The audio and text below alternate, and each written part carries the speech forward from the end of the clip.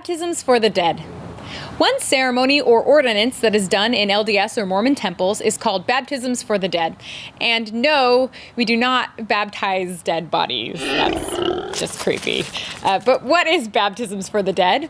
Well, Mormons believe that a person, in order to live with God, if they're over the age of 8, must be baptized. Now, Mormons also believe that God is just and He is fair, and if it's a requirement to be able to be baptized in order to live with Him again, then all people across the earth and across time must have the opportunity to be baptized. Now, we all know that not everybody on this earth has even heard of Christianity or baptism. So instead of condemning all of these people who haven't had the opportunity to hear about baptism, Mormons believe that a person who is alive can be baptized as a proxy for somebody who has died. So in other words, a living person, a Mormon, can go to the temple and be baptized on behalf of a person's name who has passed away.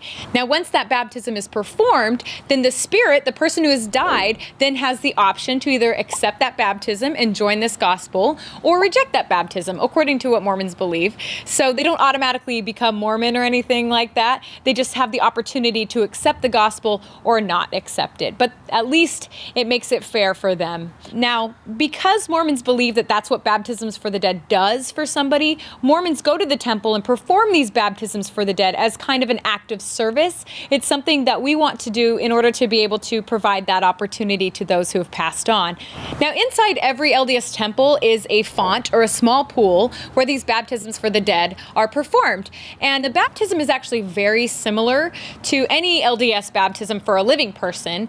The person is dunked completely underwater. The only difference really is the name of the person who is said in that baptismal prayer. If you're being baptized for yourself, then obviously your name will be said. But if you're being baptized, if you're a proxy for somebody who has died, then the person who has died's name is the one that will be said during the baptismal prayer.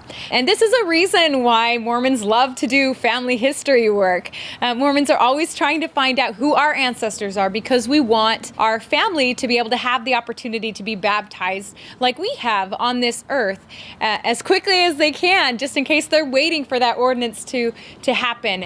Now, it's pretty clear that we don't have the means or the resources to be able to do baptisms for the dead for every person who has ever lived on this earth because we just don't have the historical data. And Mormons believe that when Christ comes again, because Mormons believe that Christ will return again to this earth for His millennial reign, then the opportunity for any spirit who has passed on, who wants to be baptized, will be presented. But in the meantime, we're going to try and get a jump start. So you heard it right here from the Mormon Next Door.